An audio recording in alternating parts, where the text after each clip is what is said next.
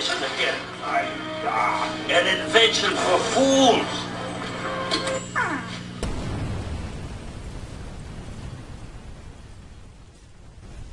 You want answers? I think I'm entitled. You want answers? I want the truth! You can't handle the truth!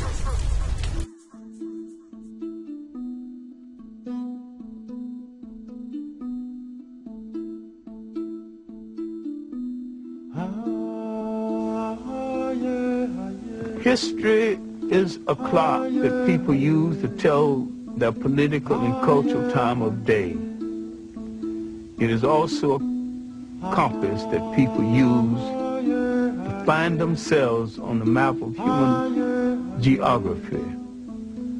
History tells of people where they have been and what they have been, where they are and what they are. Most important, history tells a people where they still must go, what they still must be.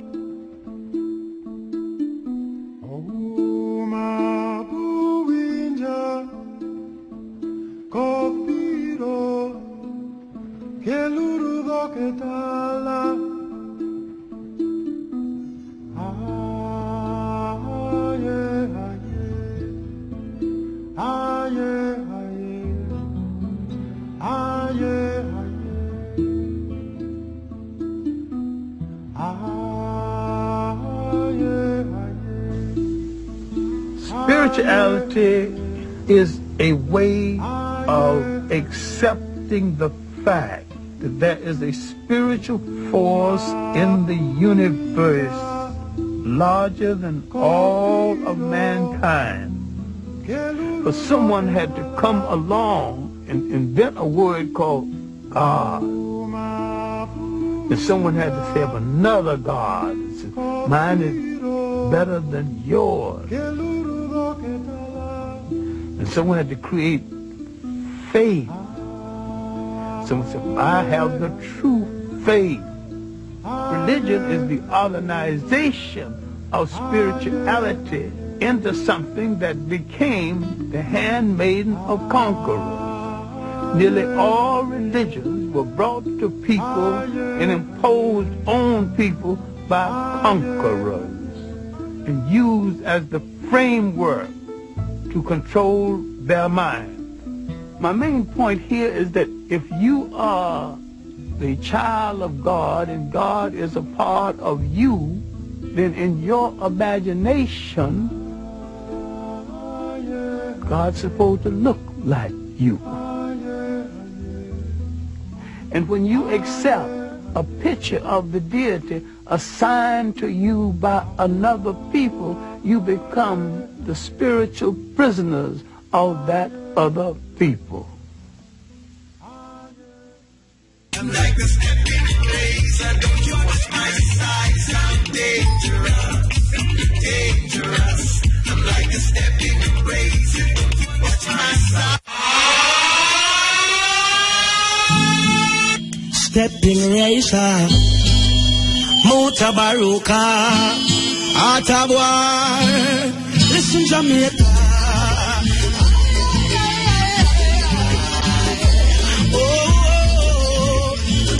Mutabaruka, the Steppn razor, and this is the Art of War. Way on,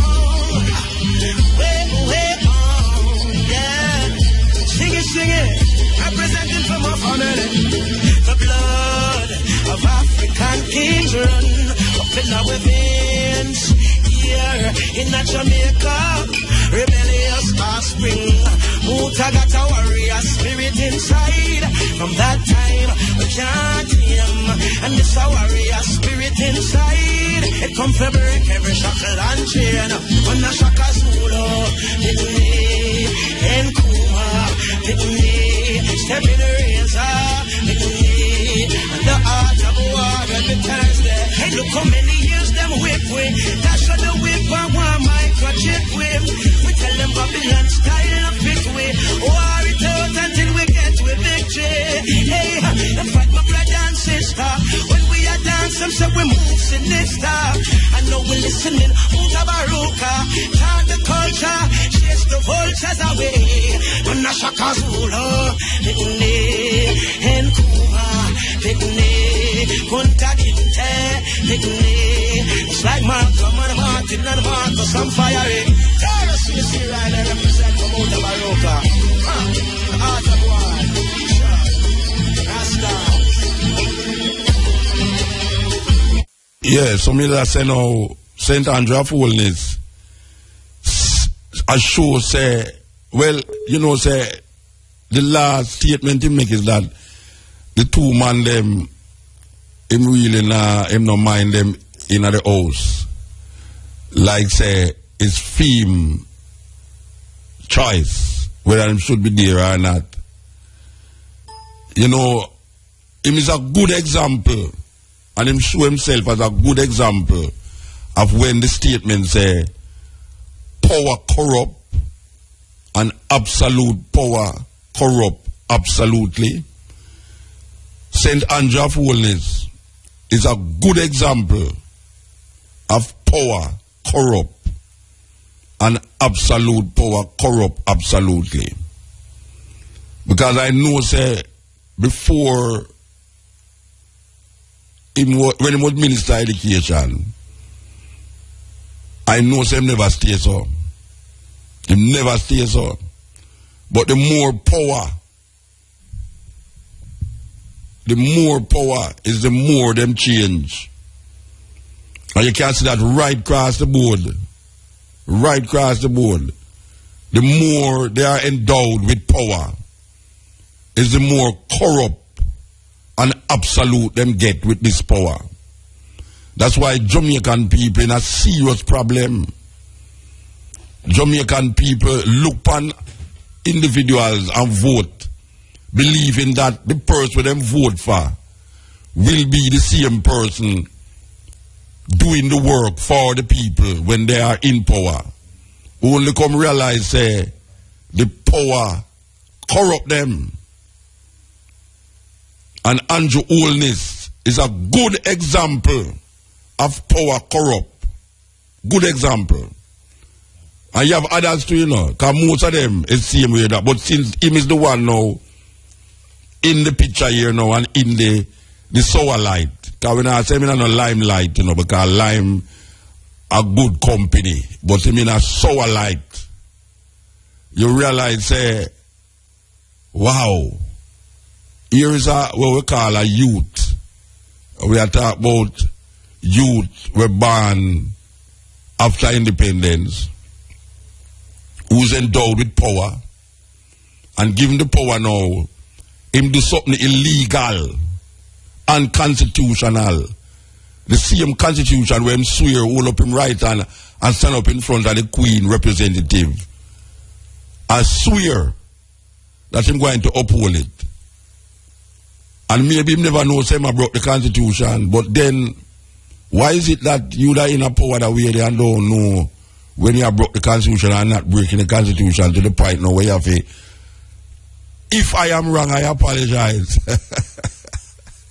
Nobody don't use it, Rasta. If I am wrong, I apologize. And so you carry it to the bigger courts now. You carry it to the bigger court. Why are the people starving? Because the rulers eat up the money in taxes. Therefore, the people are starving. Why are the people rebellious? Because the rulers interfere too much. Therefore, they are rebellious. Why do the people think so little of death? Because the rulers demand too much of life. Therefore, the people take death lightly. Having little to live on, one knows better than to value life too much. REFM, thought-provoking, always smoking, lyrics like a bazooka. You are listening to Mutabaruka. Power corrupt. Absolute power corrupt absolutely. And when you give these Jamaican politicians power, they get so corrupted that the corruption come like a normal thing. And the people them look on and don't realize but the emperor no have no hand, no clothes. Him no have hand, no clothes. And it take a little naive, little picnic. If he knows that the emperor is naked as the day he was born. When everybody shouting and I say, whoa, what a beautiful clothes the youth have on. What a beautiful clothes the king have on. The emperor look nice in them clothes, he eat silk and satin. When the emperor stand up in front of the people, stark, naked. What a serious thing. Andrew Holness is like the emperor who stand up in front of the people, naked, and believes them have on clothes. And evil him same laws that he supposed to uphold and maintain. Those laws found him guilty. Guilty. Them find him guilty. And him come and apologize. Half-edgedly, him apologize. If I am wrong, I apologize. But now I'm going to carry it to the next level now. The question is, suppose the next level find him guilty still. So him better go talk to the Minister of Security, Peter Bunting, and ask for a divine intervention. Because it look like the whole of them are work off a divine intervention, you know, and it now work. So I would have suggest that St. Andrew go talk to Peter the Divine. St. Andrew better go talk, St. Andrew of Holiness go talk to Peter the Divine and say what God can do for Uno, because Uno a serious problem.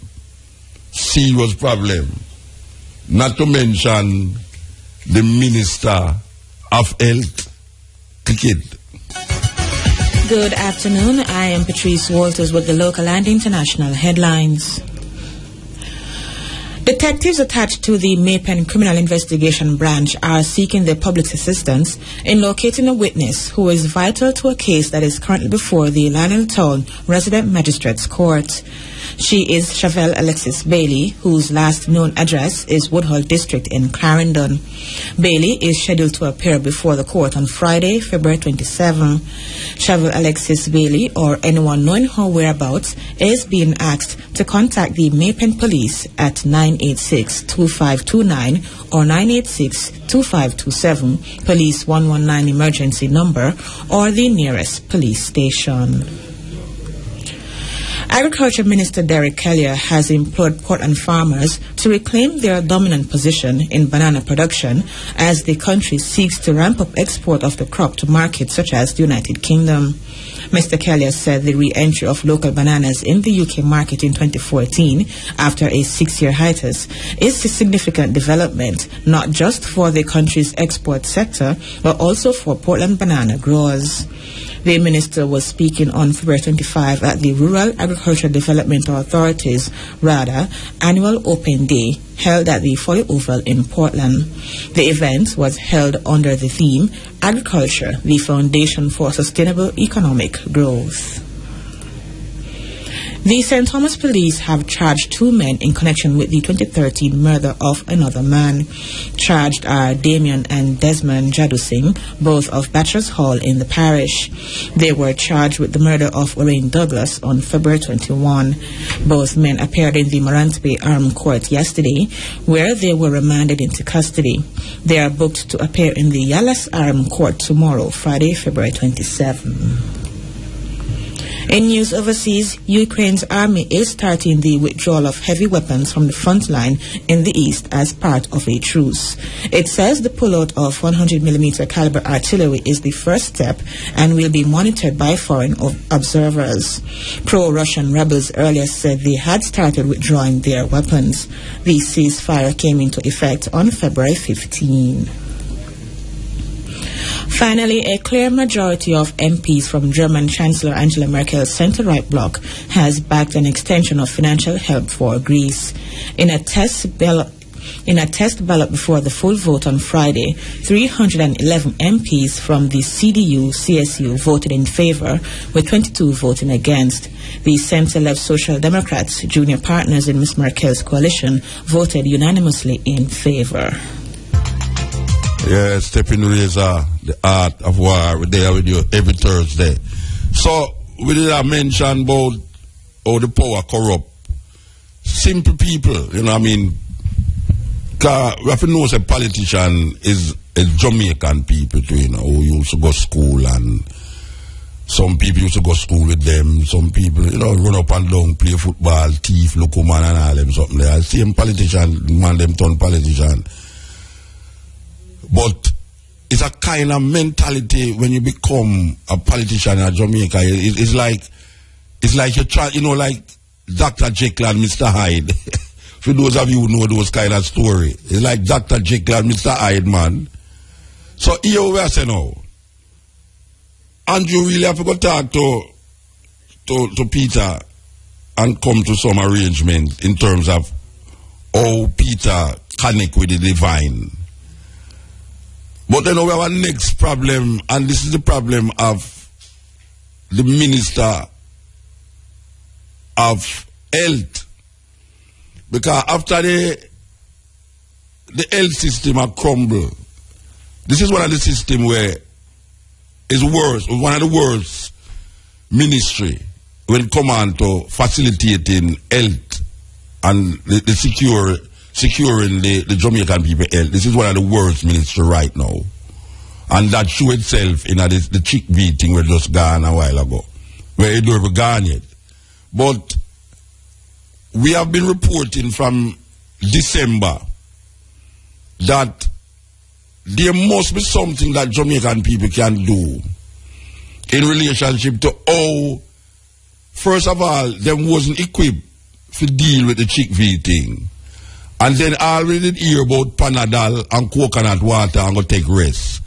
And then later down in the year now, we realize that but this thing is a matter of life and death. There was no talk and no argument about chick V going to kill anybody. Now we have been reporting from December saying that it's dozens of people dead from chick V. And the complications, when you have certain complications, and it's late down, we are realizing, but wait, you know, say, if you have all diabetes, or if you have, you know, I mean, heart, bladder, whatsoever, asthma thing, it can cause death. The asthma, the chick V thing connect with it, and you have people now where them can't walk good. That is months after them get the chick V, them can't walk good and all them children, them can't lift up them hand, them can't turn round, them can't bend down. Nobody told us that would happen. We have placed our health in the care of a system that has no knowledge of what is taking place in Jamaica. Now imagine this now. Remember, say people did a ball out at St. Thomas, you know. Even my little friend there from St. Thomas, a long time I don't hear from her. She have court case. I wonder how she get through the court case. No, my little friend from Portland St. Thomas used to ball out and say, Mota, everybody in my community have chick V. Everybody have chick V. Now that might sound like somebody does a ball out and I try exaggerate. But when we really come to the nitty and gritty, a whole heap of people in a St. Thomas will have chick V. Meanwhile, she did not say that, you know. The minister come out and said, well, it's only about 20 odd cases of chick V. Only 20 odd cases of chick V. Yet still, when we are read that, the people them from up at the hospital, St. Anne Hospital, call we and send an email to where I say, them don't know which part the minister live. But them know say you have 30 odd cases with them personally look about. So, and that is just two places. Now, here's the problem with it now. The problem with it is this now, and I don't know what the Jamaican people can do about it. But there are a lot of families in Jamaica that have lost loved ones because of the repercussions of this Chick V thing. And we were not told that if you did have this and if you did have that, the Chick V would attack it. So that we could have made proper health preparation for such an attack. We wasn't told that. Now we hear that St. Thomas, we hear that about 16 people dead from the complications of Chick V.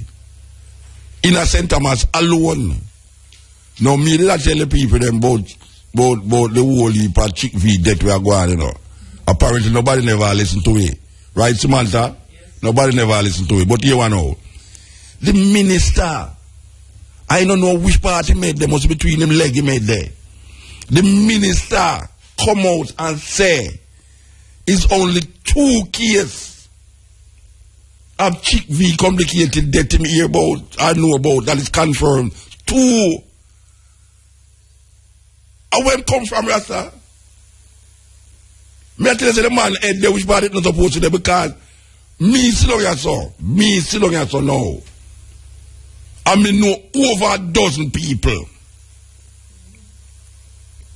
were dead because of the complications of Chick V. And me, that's a me one. And me talk about other people now where me not say because them tell me I saw it go. Because you have people who are dead now and everything time. If can't lick down somebody know them say a Chick V. But me know say you have people when you question them, you realize say, oh yeah, true, you know. Chick V. And me, that's how me know about. And me never know about nobody in a St. Thomas. Me never know about nobody who dead in a from Chick V in a St. Thomas. And now we are here about 16 people dead in a St. Thomas. And me know over a dozen people. When me sit down with people and them say, boy, you want to say my husband dead, you know, or, you know, my granny dead, or my uncle dead, or whatsoever dead. Even in the early days there, some people they dead down our hospital there. In a school. How we school them they dead again? You have about five people dead in a one school from complications of Chick V. And that's earlier on in the time, you know. Now, what can Jamaican people do? Because all you can say, you know, if in America, you know, if it's a England, you know, if a England, the Minister of National Security would have resigned already. If a England, the leader for the opposition would have resigned already. If I was England, the Minister of Health would have resigned already. Because it cannot be that these people, it's almost like genocide against the Jamaican people, you know, Rasta. Because after your loved one got dead because of this Chick V thing, where if you didn't know, say, certain things are going to happen because the person sick from certain things, you didn't make preparation that it don't go no further. But all you hear, drink coconut water, and then the Jamaican people, yeah, you know, say if you drink Guinea weed, this, and if you drink papa leaf, this, and if you do busy, and if you do this, one man seen on TV and say, boy, me drink all the flowers around the back of my yard to find out if it's not going to destroy me. And guess what? The death them continue. And the minister I say, is only 2 confirmed death. The weatherman there, 2 confirmed death because of the Chick V. 2 Rasta. No, sir, the man don't live in Jamaica, yeah. The man don't live in Jamaica. And he was the one that's why I'm glad to forget it. And the man is the one that's Jamaica, you know. Politician come out and say, a virus a plague Jamaica, the minister who responsible for health say, you know, say, he want to get it. You know, say, I sick the people, them sick. Rasta. Anyway, we want to turn your attention to not this report should have nothing to do with what we are talking about at all. It's like a total 360 degrees turn. You know, say, we gone foreign now, foreign news. The Israelis, and I got this from a reporter, it's doing in the newspaper in Jamaica. I don't know why it's not in the newspaper in Jamaica, But I guess them don't feel that it is big enough. And maybe it never reached the American newspaper. But Israel expelled 8,000 African immigrants because they threatened Jewish identity. Listen to what I say now. Them get expelled because them threaten Jewish identity. What the hell is Jewish identity? I know what is Jewish identity, but you must answer it because this is not something that we should take lightly, considering what is happening in the world today. But I don't know if I can get to play this. I can see if I can play it off the wall or something. I can see if I can play it. I can see if it will come up. Because this is very serious. When you find, say, Africans are threatening Jewish identity. All right? Nah, really. All right, make it work it a different way then. Make it work it a different way. Because we have on the line here David Sheen, a journalist. We want to play it and then we connect to David Sheen, journalist and filmmaker, reporting on Israel and Palestine. And we're talking to him all the way from where? Israel? Where am they now? Canada. Oh, him there, Canada. All right. Before we connect to him, make him hear it. If we press that, all right, make him hear it. He can't hear it, so he can't hear it. Yeah, he can't hear it. All right, we're going to play this clip here. And make me tell you what we really are in the history of the Jewish people, which... We have to start it from the beginning. We have to start it from the beginning. The biblical history of the Jewish people, which... We have to start it from the beginning. All right. Make we connect up this thing up properly because this is very serious. Very, very serious. Even though it don't have nothing to do with Jamaica at the moment. The biblical history of the Jewish people, which supposedly indeed fled persecution, crossed through the desert and made their way into the promised land, much like these African migrants fleeing violence perpetrated by governments or militias, crossing through the Sinai and indeed landing in Israel is a comparison that Israeli authorities are loath to. They say there's absolutely no comparison, that it does not hold any weight, that these people whom they refer to as illegal infiltrators, as a matter of fact, are only here to better their lives. They're economic migrants, so basically seeking to find jobs out here, and that's it. The Israeli Prime Minister Benjamin Netanyahu has justified his government's response or crackdown on this community by saying that they threaten, and I'm quoting him, the Jewish and democratic character of Israel. His former interior minister had even gone so far as to say that Israeli authorities should make their lives miserable in order to discourage them from wanting to stay here, and certainly encourage them to leave voluntarily, and also discourage their peers from being tempted to join them in Israel. Okay, so that is a report. But here the thing is now. The other day when somebody disturbed Denmark, some shooting up going on in Denmark, Mr. Netanyahu declared that the Israeli the Jews in Denmark should come home, meaning that them should come back to Israel. He's asking that the Jews in Europe should find them land according to where them call them land, Israel, which is really a travesty, because remember years ago, the same Israeli government plane load at least 10,000 Ethiopians into Israel. As we say, we have on the line David Sheen. David Sheen? Hey, how you doing? Good afternoon, sir. I don't know what time it is now. It's about an hour. We're in the same time zone right now, so it's afternoon here too. Good afternoon to you too. All right. You heard the clip I just played a while ago about the 8,000. I don't know if you were listening to it.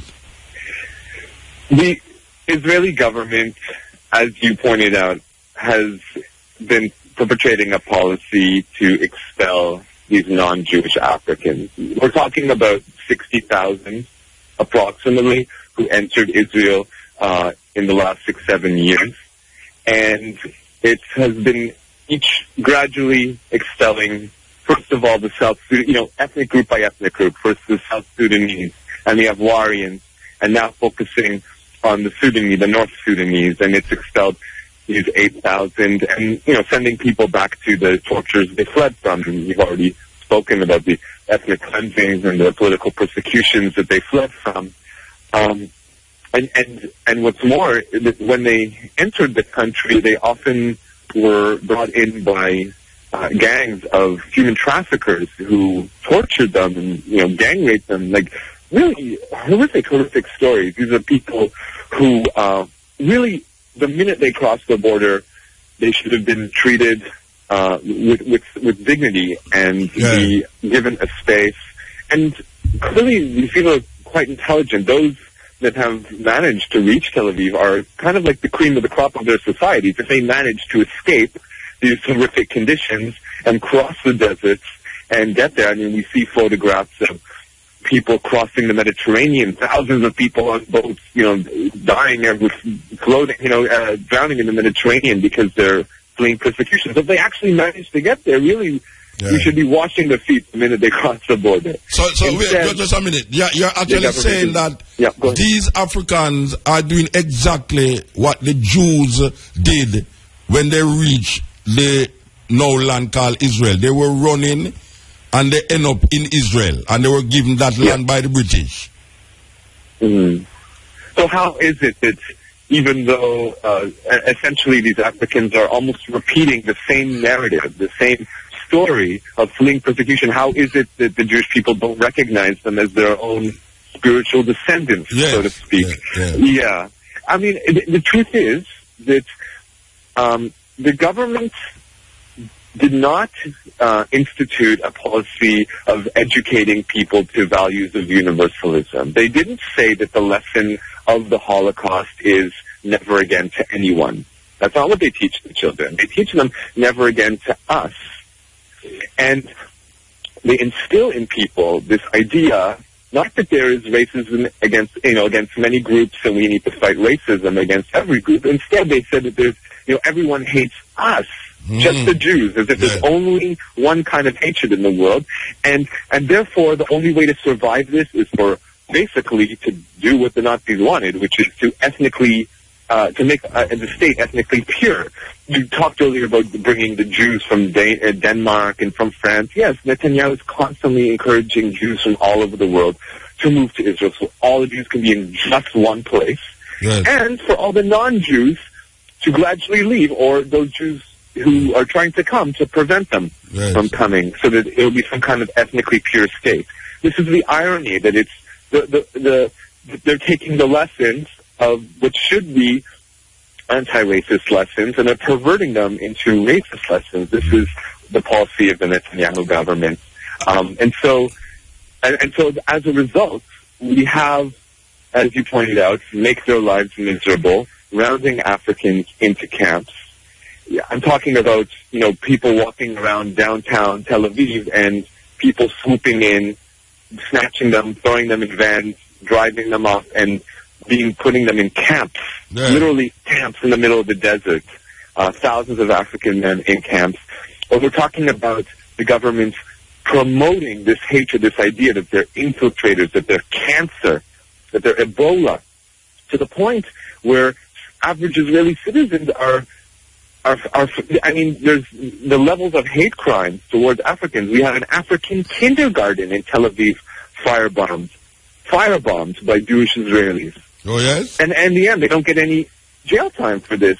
We've got a 1-year-old African baby in her mother's arms in downtown Tel Aviv. Israeli Jew comes and stabs this baby in the head. 1-year-old baby. I'm not saying every Israeli Jew is a psychotic murderer. Far from it. But the point is that those people who are on the edge, that's who they'll take their anger and their insanity out on, because the government has been promoting this idea that the Africans are the threat.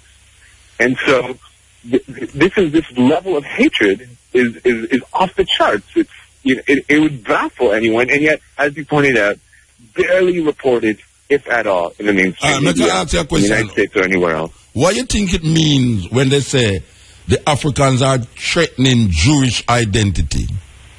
What do you think it means? Well, I guess that's code speak for we don't want non-Jews in this country. It's funny. He says we threaten the Jewish and democratic character. No, there's nothing about the democratic character that they threaten. Actually, if anything, just the opposite. These Africans who come here, they tried to, when the government started to round them up and crack down on them, they held peaceful protests and marches. They gave Israelis a lesson in democracy. They could have taught them democracy. It's nothing to do with the Jewish and democratic character. It's just about the Jewish character. And what that means is simply they want a country. I'll give you an example. Let's say you've got a neighborhood, and everyone in that neighborhood eats one kind of food and has a day of rest on the exact same day and celebrates the exact same holidays. And okay, so it means that in the street where you live, all the stores will be closed on the same day and all this. That's, when you live in a neighborhood of the same character. If you live in a big city, big cities are multicultural, and multicultural means that you have different foods and different music and different types of ways of being. Now, we recognize that as a positive thing. We think of diversity as a healthy thing. Yes, it's good to have, individual cultures, but it's also good to have safe spaces where cultures can interact with each other and new fusions can be created. Go to New York City. Why is it such a great place? Go to London. Go to international capitals where there are people of different ethnic groups. Jamaica is a prime example of people from different parts of the world who all brought their own flavors, and together they combined to something even greater than the sum of its parts. But what Netanyahu is saying is the opposite. They want your tourist dollars. They want you to come do a pilgrimage to Israel and spend money there and see the holy sites. Then they say, yes, we're multicultural. Yes, we're, international. And yet they're trying to drive out the international flavor. They only want one flavor. They don't want the African flavor there. They want just one kind. And there's no logic to accept for race. Do you think that the continuous expansion of Jewish land into the Palestinian land is the reason one of the reasons for that is to bring Jews outside of Israel into the land? You think that they are preparing the land for the the repatriation of Jews into Israel? Well, it's true. Israel is one of the more dense countries in the world, and Gaza is even more dense. So, yeah, it's true. A part of the reason for territorial expansion might be, but the truth is, most Jews in the world are not moving to Israel anytime soon. Most Jews in the world are living in places where there's no threat to their lives. That's what the Jews said. That's what the Jews said. Jewish people, there's some attacks, but there's not compared to attacks on people of color. There's all kinds of hatred towards people. If a Jew is living in New York City, let's put it this way. Yes, there are some Jews leaving Europe and going to Israel, but every single year, more Jews leave Israel to move to Europe. Jews move from Europe to Israel. Yeah, just hold on, let me take a little break. Just hold on a minute there. We should come forward to you. Yes. Yeah, this is the Steppn Razor. We're talking to David Sheen about a very serious case of expelling 8,000 Africans and more because, according to Netanyahu, they threaten Jewish identity, and this is part of the whole nationalizing Israel into becoming a pure. It's so Nazi to me. It's so Nazi to you, Mr. Dean. Sheen. I wish I could disagree.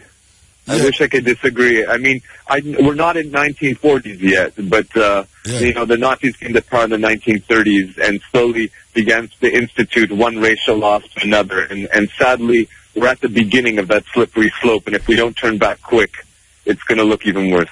Yeah, because I realized that the guy who I was talking about in Denmark, he was saying, as a Jew, there's no way I'm going to run from Denmark because of violence when he build up in family and think they are ready. So Netanyahu cannot really tell him about come home to Israel when he have already made a home in Denmark. So I don't know how much Jews go and take that serious and go back to Israel itself.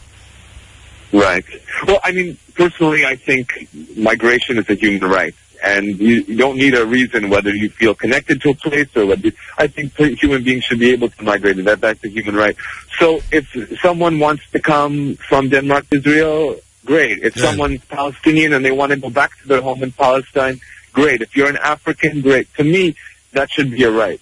But as I pointed out before the commercial break, yes, there are Jews who are leaving Europe and going to Israel, but there's even more Jews who are leaving Israel and going to Europe. Yes. There's problems in Israel too. Yes. It's not all fine and dandy. There's terrorism.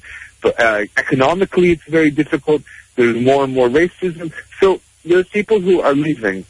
Yeah. It's a place, it's a country that is dense, but there's a big desert, that the people could be living in. The point is, it does seem that in recent years that the Netanyahu extreme right-wing government has stepped up the colonization of the land, driving out non-Jewish people, increasing Jewish presence in what people had hoped would be a separate Palestinian state, giving advantages to Jewish groups, especially religious Jewish groups, to have large families and take over large plots of land, and demolishing homes of Palestinian people and entire communities.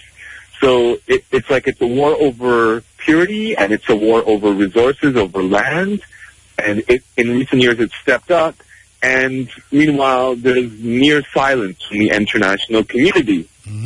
People haven't been calling Israel a pariah or a rogue state. There's no attacks, international coalitions to demand that Israel change course. Just the opposite. You have governments, embracing Israel and signing free trade accords with Israel, and faking Israeli leaders and treating them like with great honors in other countries. So there's no incentive for Israel to change course. You see what I'm saying? Yeah, but I see where Netanyahu is almost taking on America now, or Obama, in relationship to Iran, where he's saying now America has dropped the ball when it comes on to investigating and really checking out the weapons that Iran is near to build a nuclear bomb. So, and he's supposed to be going in America to actually say these things, So it's as if he's looking for local. He want to be the leader of the Middle East, so-called, in relationship to security and justice there. I don't know. It looked funny. Well, it's funny. Recently, I saw a newspaper clipping from the 1980s, where an Israeli leader at the time was saying, in 2 or 3 years, Iran's going to have a nuclear bomb. Now, this is the 80s. This is like going back 30 years, right? It seems like they always need a boogeyman. They always need to have, if it's not Saddam Hussein, if it's not Iraq, it's Iran. If it's not this, it's that. It's always about, those brown-skinned people, with their ways, they're trying to destroy life as we know it. It's like they're trying to turn Arab people into some kind of supervillain comic or something, and I am the great hero, Netanyahu, I will come and be it's ridiculous. In this country, in Israel I'm speaking now, I mean, the only reason why he's still in power, Netanyahu, is because the rest of the alternatives are even worse. I mean, we're you know what I mean? Like Jamaica, it's really quite something that he can go to the United States and basically embarrass Obama in front of his own Congress and saying, you're not tough enough. I'm telling you how to be tough. Netanyahu said the same thing about attacking Iraq. He kept trying to convince the American government to attack Iraq. And now what do we have? We have something even worse than Saddam Hussein. We've got the Islamic State, ISIS, beheadings, smashing of, museums and artwork and burning books. So I don't think Netanyahu is necessarily the go-to guy on foreign policy. and he's definitely not the go-to guy on racial policy. So it's a shame that the American politicians are so sycophantic, and they're so deliriously like lapdogs that drool over Netanyahu's every action. It's a sad state of affairs, but this is the world we're living in, I guess. Yeah. All right. We never introduced you properly, but as a journalist and one who has made documentaries on Israel and Palestine, you can tell Jamaican people what is your most known documentary on this issue between Israel and Palestine. Sure. Well, people are welcome to go to my website, davidsheen.com, and they can go to my Twitter and my Facebook. I'm always updating it. But if you're looking for one piece, just to bring you up to date, I would say there's one 10-minute piece, which gives you just 10 minutes if that's all the time you have. It's called Israel's New Racism. If you go on YouTube, you do a search for it, Israel's New Racism. And also, if you want to get a longer piece, let's say a 1 hour long documentary to get a little bit more deep into what's going on here, especially vis-a-vis the African people, then you go to Israel's War on Africans. You search that on YouTube. Israel War on Africans. David on my YouTube channel. David Sheen, Israel War on Africans. You got it. David Sheen, Israel's War on Africans. Yeah.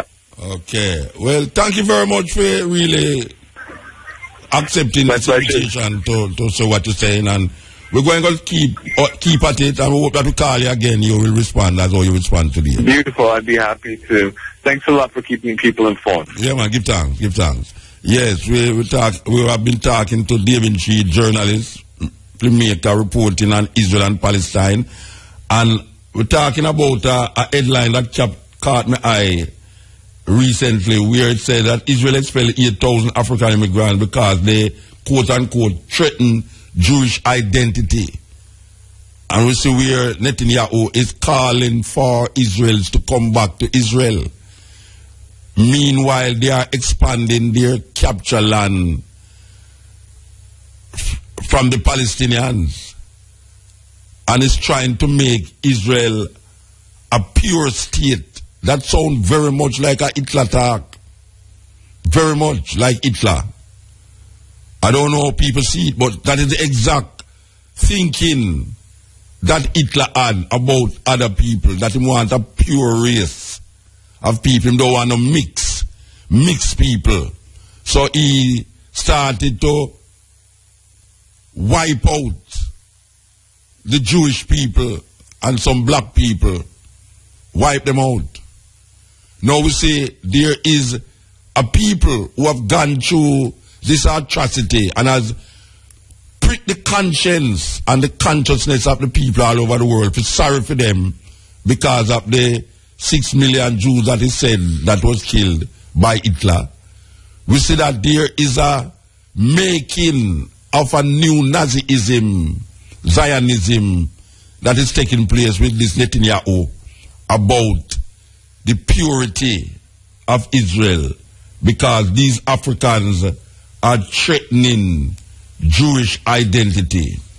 Very, very, very, very serious indictment against Netanyahu, considering that he's the one now that is coming down on Obama about Iran and the possibility that 2-year time they will have a nuclear weapon. I mean, we are here that the amount of 2-year time when we are here Iran are going to have nuclear weapon is unbelievable, man. It look like them saying that Iran needs some help, man. It look like them need some help. This is the Steppn razor, the art of war. La la la, la la, la la la,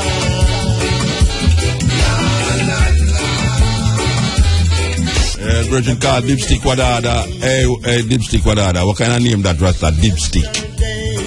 When I work with the dipstick thing, Wadada. Okay. Yes, Steppn razor, the art of war, trying to unravel different things that is taking place in us and around us. Yes, Steppn. Yeah, Muta. Blessed. Rastafari. I remember. I have it. Yeah, man. Yeah. Me just want to say to the public listening, public, I know a whole lot of people tune in to her, you know? That a whole lot of people are calling on to other function there will take place, a Negril, in Steppn High, something like that. The Herb Fest thing. Yeah, and I just want to say to the listening public that IFV and the Westmoreland Hemp and Ganja Farmers Association don't have anything to do with that. You know, so we give thanks if one don't want to call we, because we don't know anything about the program. And at the same time, I just want to say, I say, you know, the bill come through and is now law. Hold on before you come off of that now.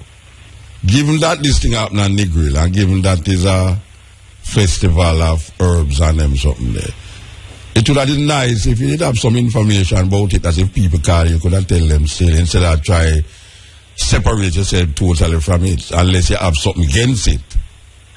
No, I mean, I have nothing against it, because anyone's free to have a herb fest or whatever. It would have been nice, since it happened on Negril, and it's a deal with herbs, it would have been nice if you could get some information from the people they want to keep it. That's when somebody call you, instead of say, you know, have nothing to do with it, you tell them, say, well, this is that, if you want some more information, contact this person also.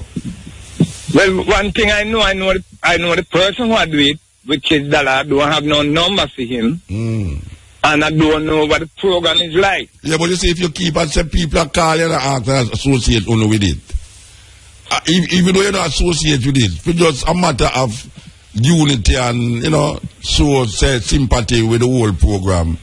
Instead of trying to make a statement. I give thanks if one did I say through the unity, but you may not have no information about it in terms of what the program are like. No, I understand what you're saying. Yeah, I understand what you're saying, Muta. If people are calling you about it, maybe you should have taken the initiative to call them and say, tell me something, people are calling about this thing, you know, it will not keep. We are going. Instead of come public and say, we don't have nothing to do with it and not associate with it. Because we just want one out if you know, say, and we are doing it because people keep calling me, people keep calling the secretary and the people you not understand from Westmoreland. Muta, me know what you're saying. Yeah. But me just say you the occasion. Yeah, me know, but it's like you're more. It's so like you're more. You don't have anything to do with it. Yeah, but when I say it's so like you're more interested to say, you don't have nothing to do with it and you don't associate with it, than to say, yeah, this thing you keep, you know, but we don't have nothing to do with it. But if you want information about it, you can call such and such a person. Well, honestly, I'm more interested to show, say, we don't have anything to do with that. All right. And that is the honest truth, me I tell you. Yeah, all right. Yeah, man. See? Yeah, man. We get the drill fights. Right. Yeah, give thanks, Bridget. Yeah. Yeah. Okay. This is the Steppn razor. Yes. Muta. Yeah, blessed. The IMF money that we have been getting for who are getting? Now. We? No, I just use the word. I use literally. Yeah, we understand. Yeah. Any one of us understand how this money is being spent? Because number one, it is not going in production. I don't see the country better off. It is going to the private sector, the big businesses, because them is the one who claims it will help.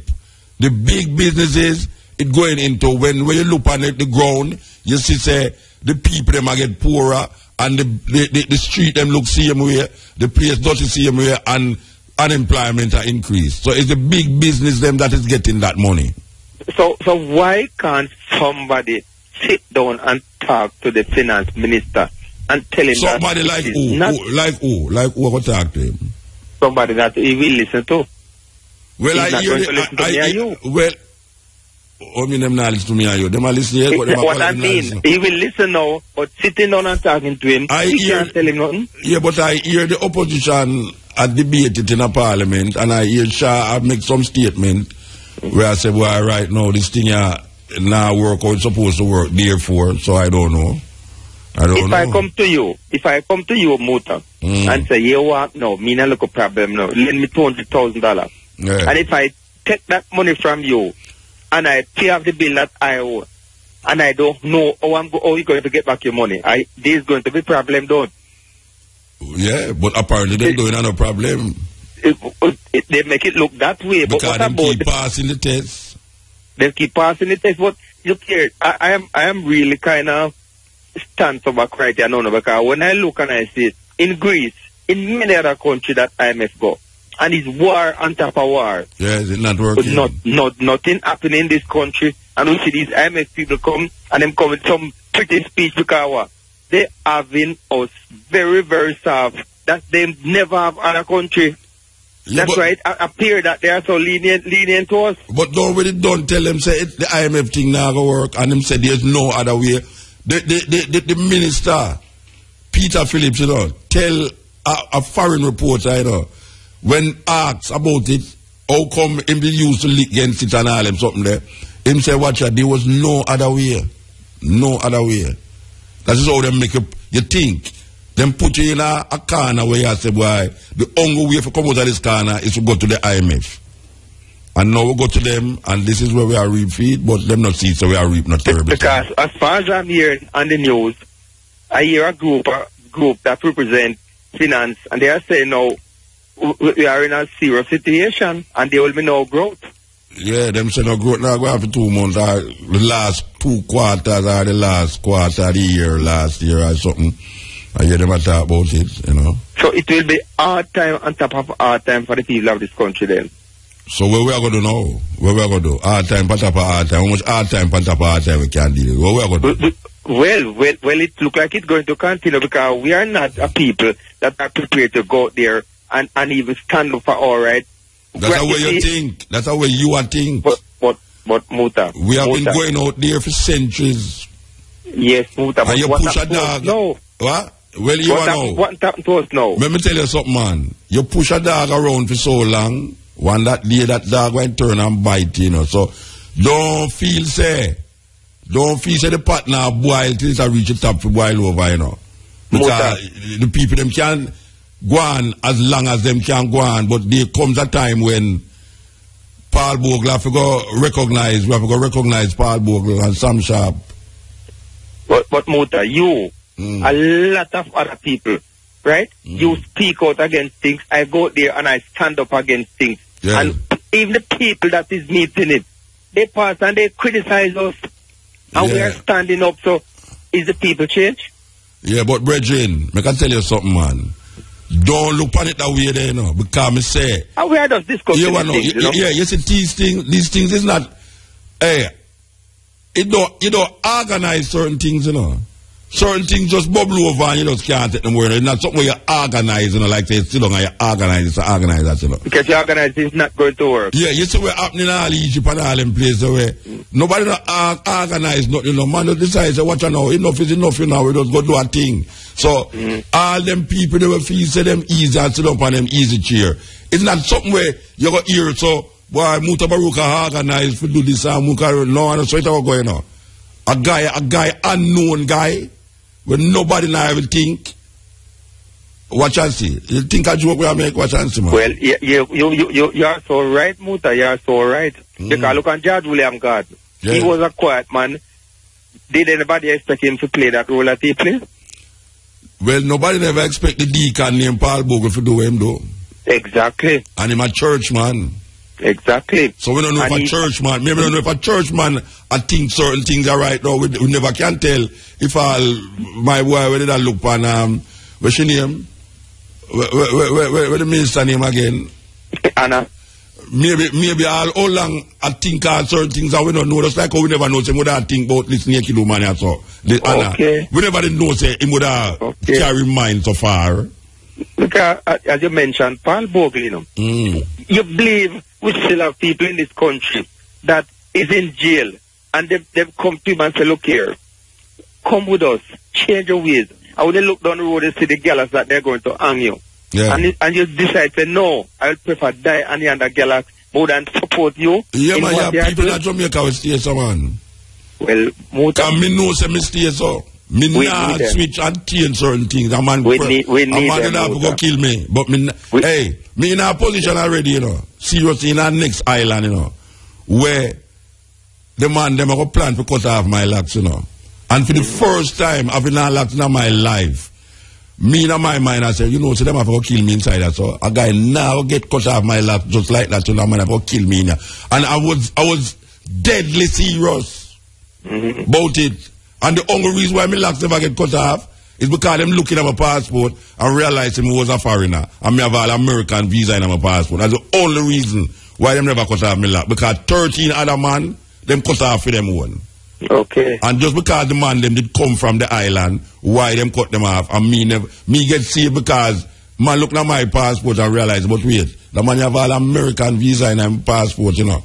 You know, see it. So, but at that moment, give moment in time, it's one time, me didn't feel there, would prefer dead than a man cut off me locks. And a man that said, but Muta, your locks can't grow back, you know, but that wasn't thinking. That wasn't thinking. No. Yeah. Some of us say, watch it and say, beware. Oh, okay, Muta. You're blessed, yeah? Yeah. Yes. Yes, Steppn. CN, yes. Steppn Razor, the art of war.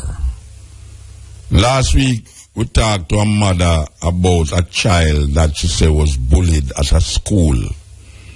And she's trying to get some redress and she's not getting nowhere because the student, 11-year-old student, is bullying not only the mother, but is also threatening people. Well, we call the school and the principal tell me, say, why she can't talk to her unless I'm going to a meeting. Then the next thing we hear is that they might have a meeting, but she can't get to go because she got sick. I mean, I don't know, she got sick still, but anyway, the thing is that now we hear that them keep a meeting. We want to give thanks to Samantha, you know, for all our time. We tell her, say, Samantha, don't let it go, you know. And Samantha never let it go. So we want to talk again to the mother, who I am told went to the meeting. Good afternoon. Good afternoon, Muta. All right. So, you know, say, we since you call, we depend the case at the school.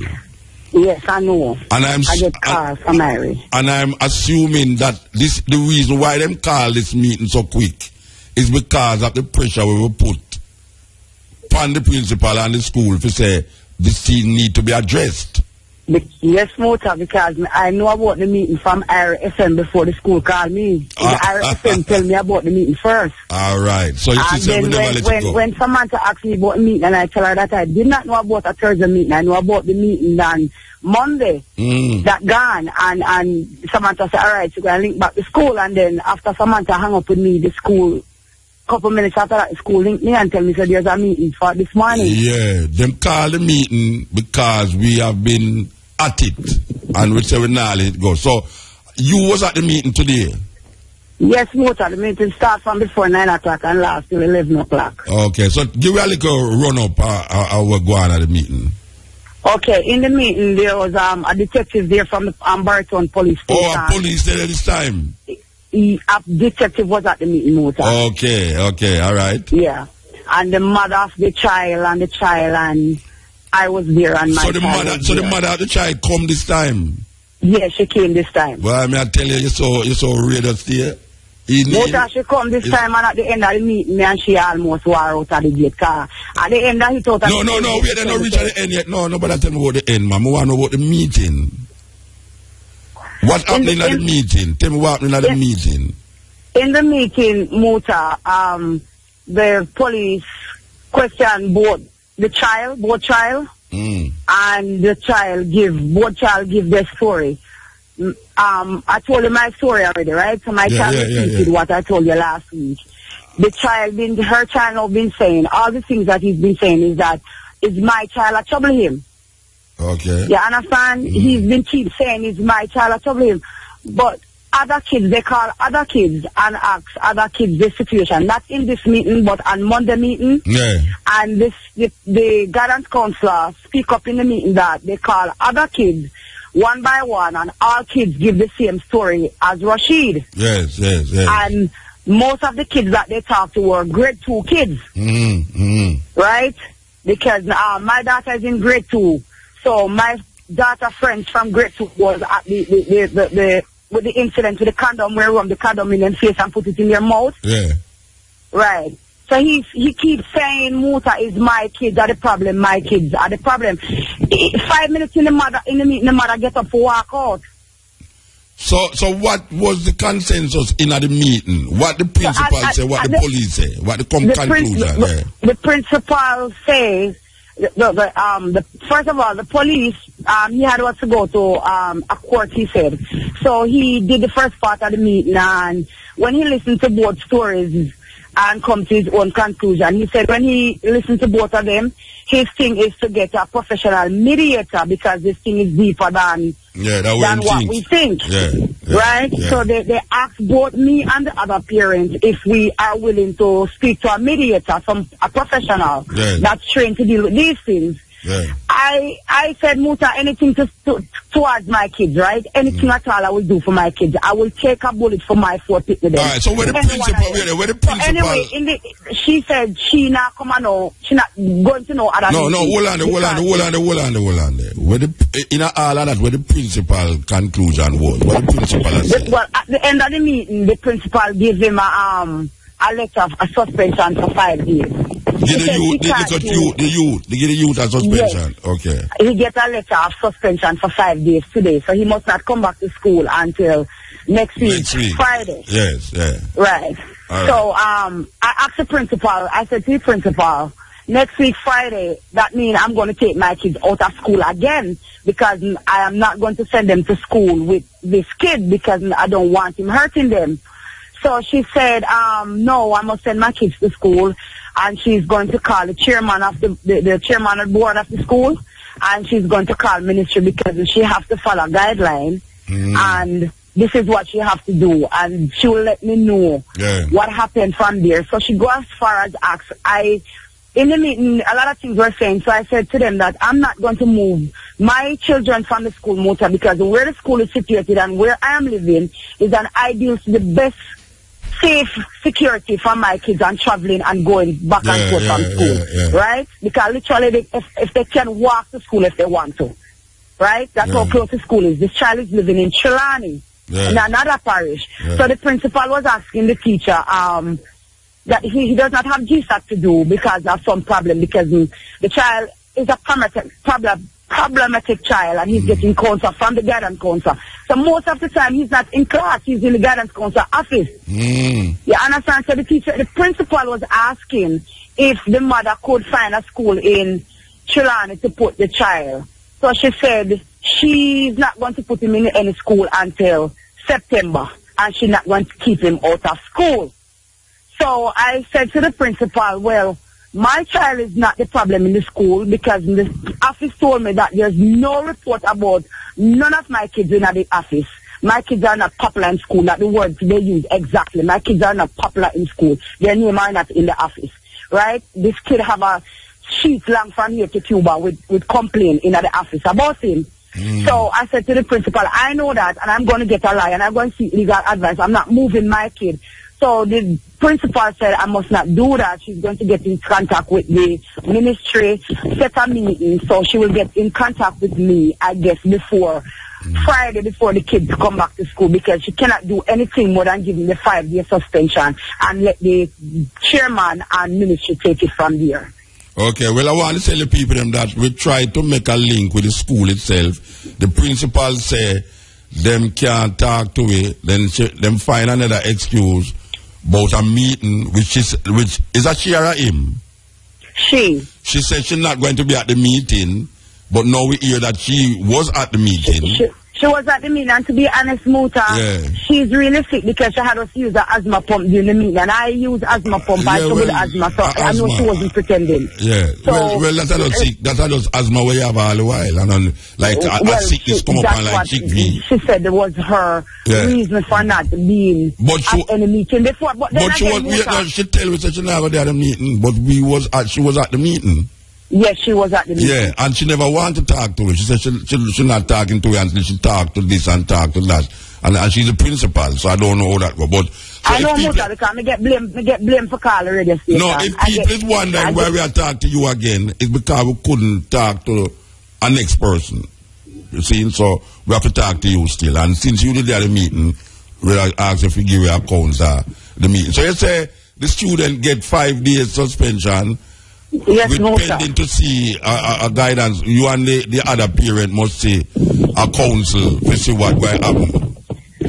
Well, the teacher said, the principal said she's going to speak with the chairman and with the with ministry, and then she can only do that and take it from there because there's nothing more she can do. But the detective was trying to set up a meeting with a mediator for both my kids and the other parents and her child, but she's not interested, Muta. Oh, she's not interested? No, she's not interested. She said this is the last meeting she wants to come to. Okay, well, so how we going to resolve the thing then? I mean, how the youth are going to get any help? Because obviously the youth need help. Yes, Muta. In the meeting, I mentioned in the meeting that the child is disturbed, so I'm not going to send my child back to school. So she kind of gets upset, not making nice, but the way she acts, so I should break it down what I mean by being disturbed, because the other kids, my kids never tell me that the little boy put the condom on a stick and put the condom with the stick on his zip in front of his private part, and I was running down the other kids. It was the other kids who the teacher called to ask if what my son was saying is true, right? Then the other kids mentioned that yes, and he took the condom and put it on a stick and put it in front of on top of his zip, and was running down all of them on the street. Yeah.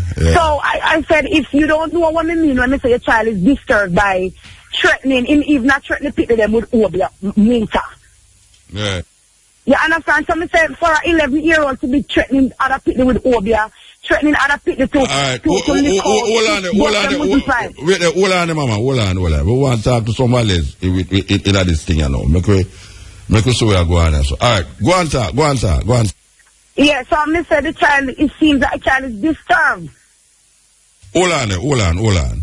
Yeah, this is the Steppn razor. We'll try work out this thing, you know, because it's serious. I will know, say, maybe other schools have similar problem, maybe not as terrible as where we are here, you know, but it's something where we recognize in a school, this bully thing, where other youth bully other youth to them feel say it's like a idiot picnic that or something, and no care how young them is, especially young ones. Young ones seem to be more cruel with them peers, them very cruel, you know.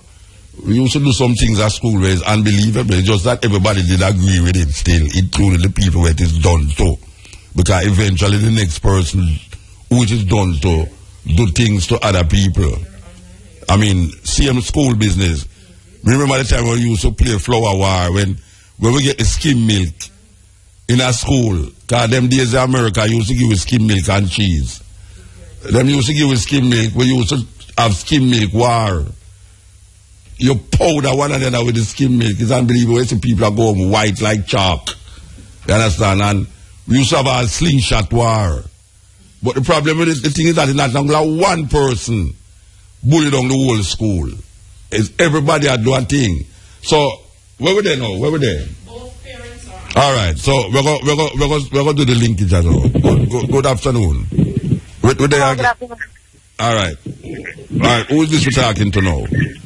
We're talking to the next parent for the kid that you're talking about. Okay, all right. So you have to tell you exactly where I'm going now. All right, Musa. First time in the program.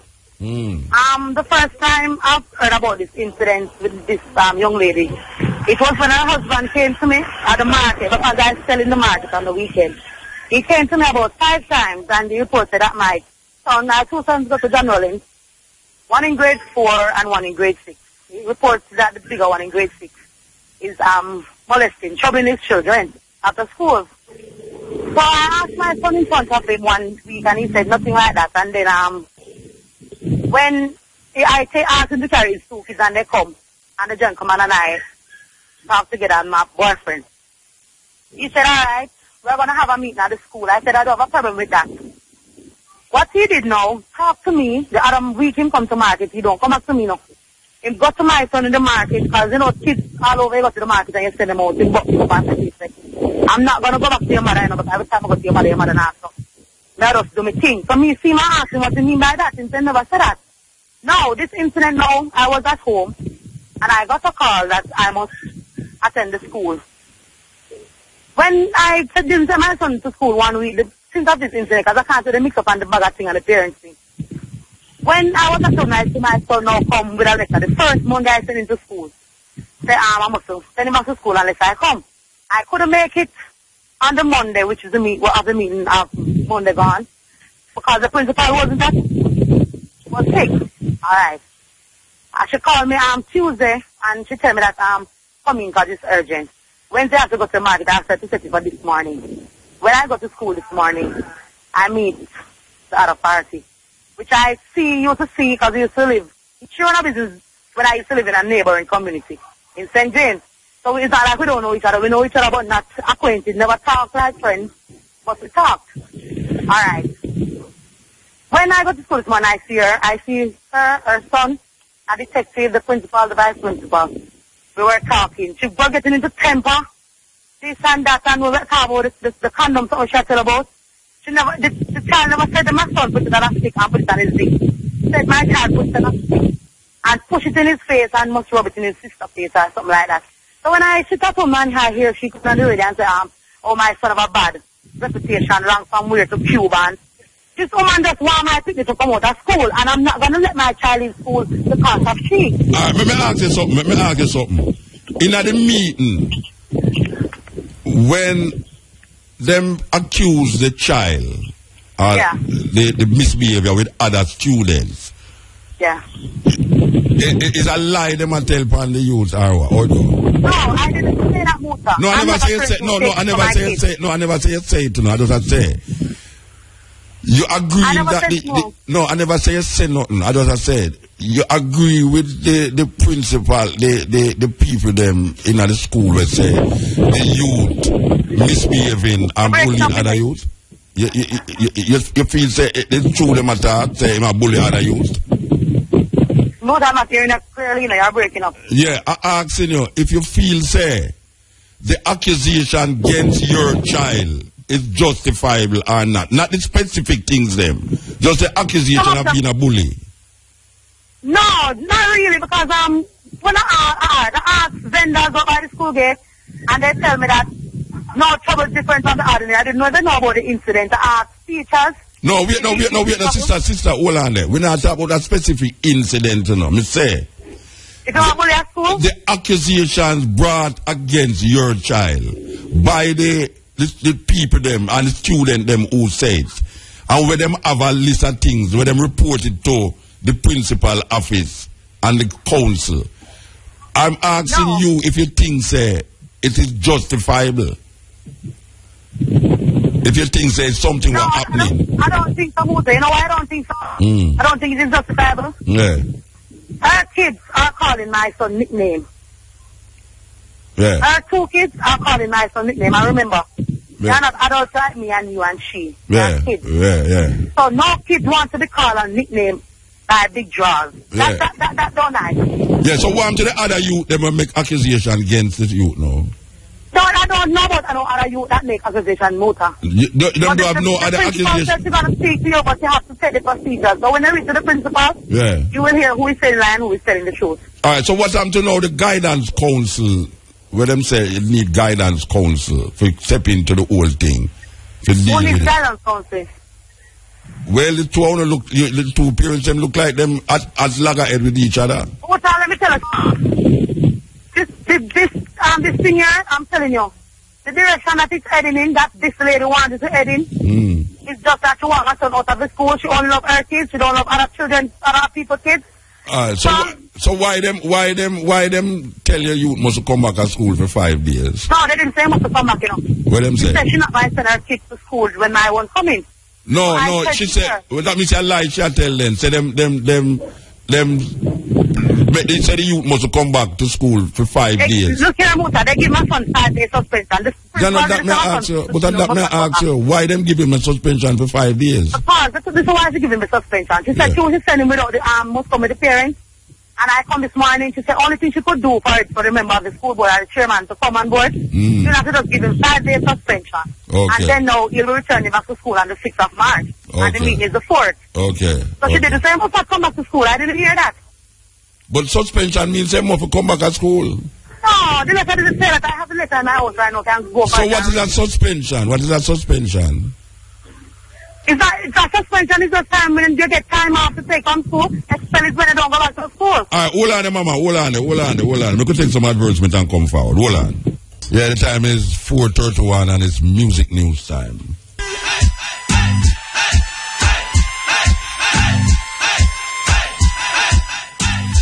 Welcome to Music News. It's Thursday, February 26, 2015. I'm Monique Price.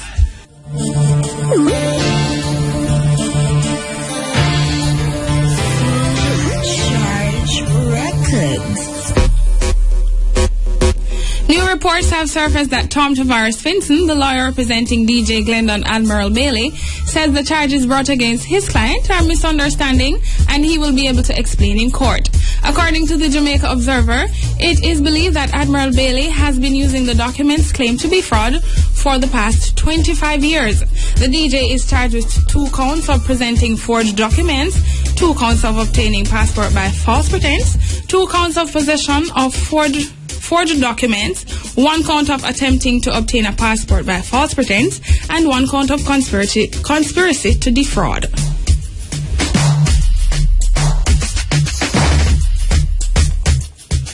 Dancehall artist Vanessa Bling will be launching a new lipstick line this summer. The Gaza Camp singer said she chose to venture into this particular product because many persons are already involved in clothing. My new lipstick line called Vanessa Bling, and how it come about. Well, I'm a business lady from a long time. I see myself doing a lot of business. I love to try new stuff. I really love lipstick. I love fashion, but a lot of person in clothing thing line and so forth. So I choose not to do that, but my lipstick, and it's coming out soon in the summer. As I said before, it's called Vanessa Bling. The color of it is purple. It's so beautiful. It's a matte purple. I'm sure you guys and my fans will love the matte, and this is going to be available all over the world online. So just look out for it. It's coming summer. It's a good look. Vanessa's latest single, My Man, has been making quite a stir on the local scene.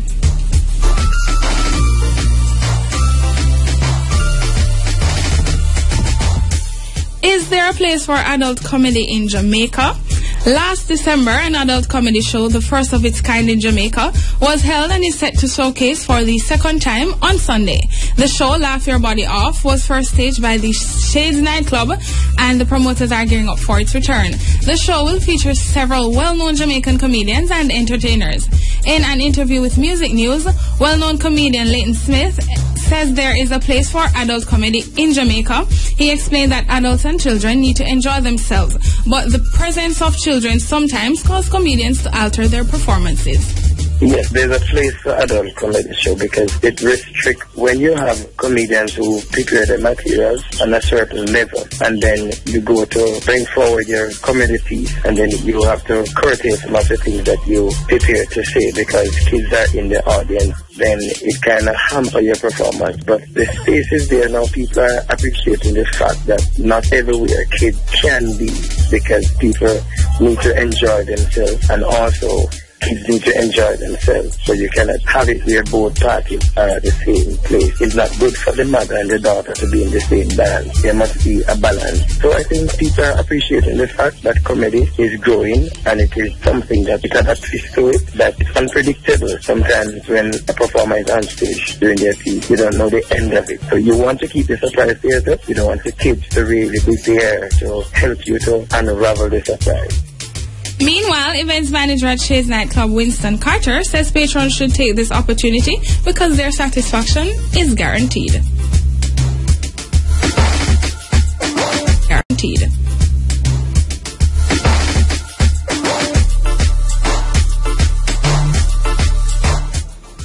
Shades nightclub is entering a new dimension in its entertainment offering. It's having an adult comedy show called Laugh Your Body Parts Off. It's an adult comedy show with a difference. This month we are featuring Twins of Twins as the host comedians alongside Lemon, Leighton Smith, Bad Boy Trevor, and with Kip Rich as a flavor to it. So it's on March 1st, 2015. Admission is $1,000. Something that I think everybody should come and take advantage of or come to see, because as I can say, satisfaction guaranteed. We have Extreme Pushers, who's going to be also on the lineup. We have Optimistic Dancers, and there's an opportunity for customers to tell a joke and win a prize, and even upcoming amateur comedians can be a part of what we're doing.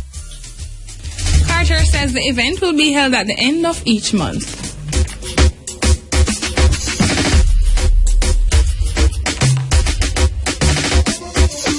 Hey party fans, draw closer, turn your radio up for the 411 on What's Poppin' this weekend. On Saturday, Mapster Family presents Unification Family Fun Day and Stage Show at the Logwood Community Center in Hanover. Patrons will be entertained by Beanie Man, Sizzler, Jazz Thunder, Element, Dermody, Jagideon, and many more. Admission is $1,500, VIP $2,000. Showtime is 10 p.m.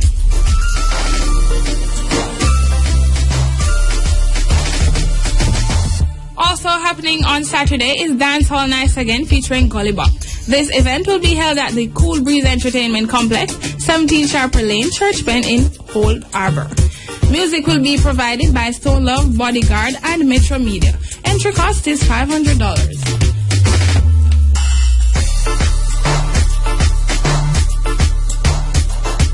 On the international scene, an Australian and New Zealand-based ticketing company announced the cancellation of a planned Bobby Brown tour.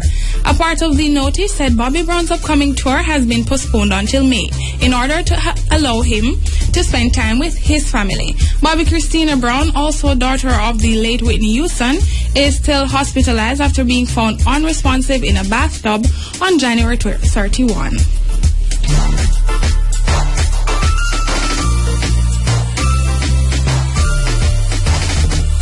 Celebrities celebrating their birthday today are Michael Bolton, Erykah Badu, and Kimani Marley. And this day in music, in 1978, Bob Marley returned to Jamaica for the first time after the alleged assassination attempt on his life, December 3, 1976. In 1983, Michael Jackson's Thriller went to #1 on the US album chart. It went on to become the most successful album of all time, with sales of over 50 million copies.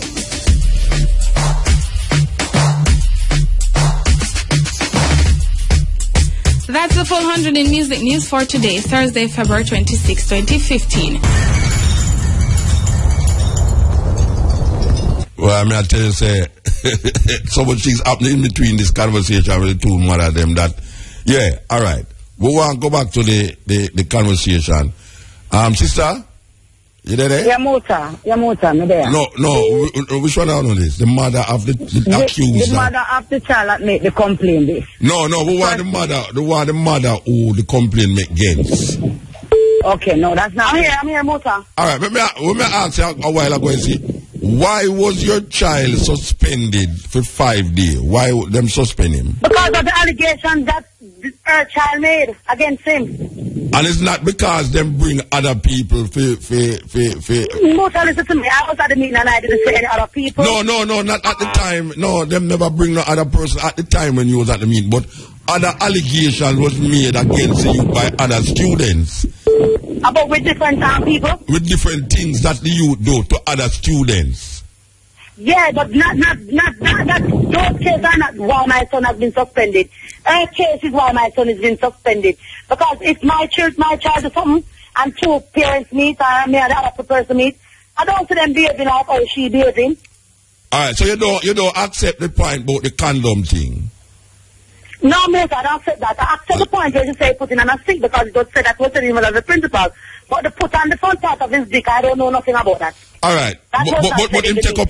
But you agree? You admit him take up a condom for do things. I admit what they said. I wasn't there, so I have to say what they said. What them say? But I can't admit to it. I can only listen to what they say. All because right. my son said he's not the one who pulled the condom. It's her son, and her son is saying that he's not the one who pulled the condom. His son. All right. So let me ask you a question now. You talk to the youth about the whole allegations against him. You talk to your youth. Did I talk to him? Yeah. Yes, I talked to him, Muta. When He's in front of the principal after she left. No. We were sitting and speaking to him. I talked to my son a number of times. But it's my child. He's just a playful child. Even his teacher tell me in his class today that Tajay will play with them and nothing is wrong. But as soon as he starts playing with them, then that's the time the problem comes into play. Okay, so you feel so now... Our children and my children were friends. Alright, so you feel so now it's your child is the problem then? I be thinking about child, put it in a different way, like, you know, when you want to cut off somebody put in the car, you don't love your putting alone, so if you shall go on, and somebody to shall go on, because I come out of the meeting today, come see her outside of the road, she go out there, go make mischief to the vendor, them say, oh, me tell the principal, say, them say, oh, I see her put them a troublemaker, and when we come out there, a different story. The woman I lift up and sat down at the school, she dispose her underwear. I want policeman video it. Oh, yeah? Would I like to see that video? Yeah, I want to continue argument with that woman. You have the video? People, I don't think they're my parents. All right. Hold on there. Where the other mother name again? What's your name again? Loretta. Yeah, Mota. You hear what the mother say about where you do and all them something and she say me hear Mota.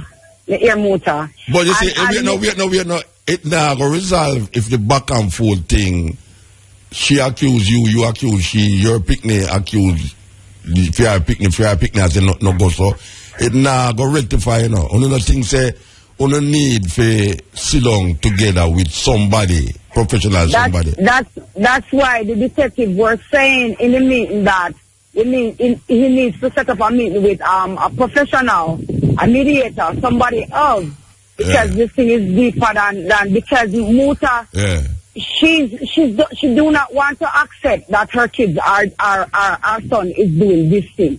You understand what I say, Muta? And I do not know the kid on a personal level to have a personal vindictive against him. If complaint wasn't coming home to me on a daily basis about this child, I wouldn't be in this argument conversation with you right now, Muta. You understand? It's not like I have a vindictive thing about it. And I do not want to see her child go to school because I hate him. I am not going to send my child to school because he threatened to kill him. And there's a lot of nights I sit down and watch 7 o'clock news and 8 o'clock news where I cry for kids that I don't know. My belly button done me and I have to go down and say a prayer to the Most High.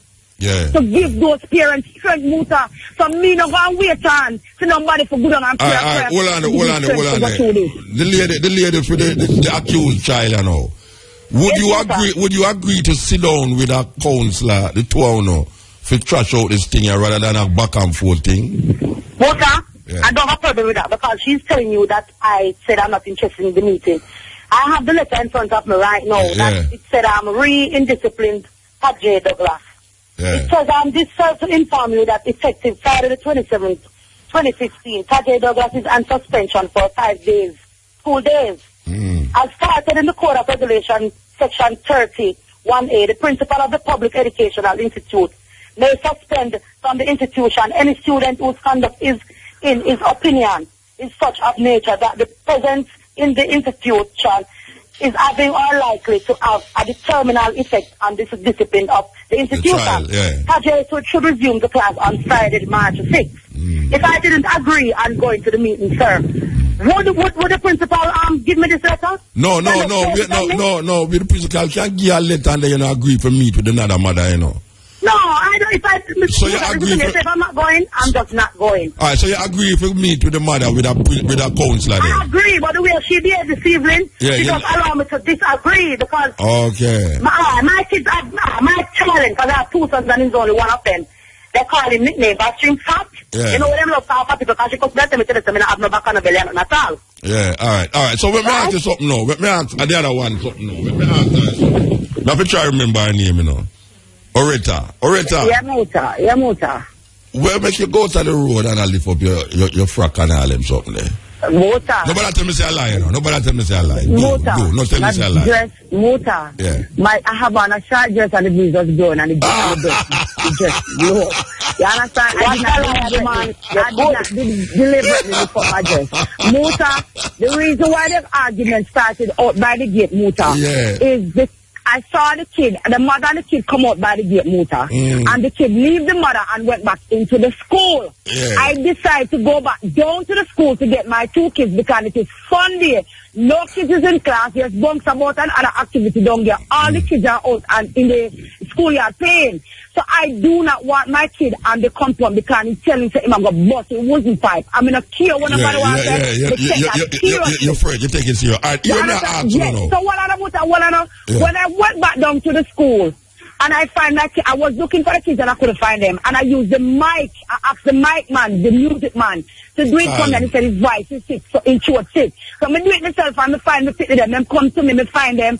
And when we were heading out after school, I saw the vice principal and I said to the vice principal that the child is still on the compound. She said she just saw him and put him inside of her office. While we were at the office door talking, she said, I said, I'm taking the child from the school. She said, no. Because as soon as they finish write up the letter, the principal is on the phone with ministry, and as soon as they finish with the letter, they are going to escort the child to the gate where spirit is waiting for him. Yeah. Muta, it's have to take a policeman because there's plainclothes police down there. Yeah. Because of the fun day that they're having down there, there's plainclothes police down there, and it take a plainclothes police and a male teacher to hold on to the kid and put him back into the office to sit down, and them have to close the door, and the male teacher stand up to bar the door because him decide, and if you see his attitude and his behavior, Muta. Alright, so when I went back out to the gate, right, I was talking to someone at the gate, out by the gate, because the other parents was there, and telling them, they asked me, so where is my child? And I said I was going for them. So I tell them what happened and how her child was behaving. And Muta, she started to tell me all kind of things, and but one coke, and she see me on internet and tell my body, so Muta, you think I'm going to stand up and make somebody come talk to me? No. Alright, wait, hold on. So you live up in to try and say your body not sell. You still have your body. But if somebody want to buy her, so. And I called the court and Muta said, alright, hold on.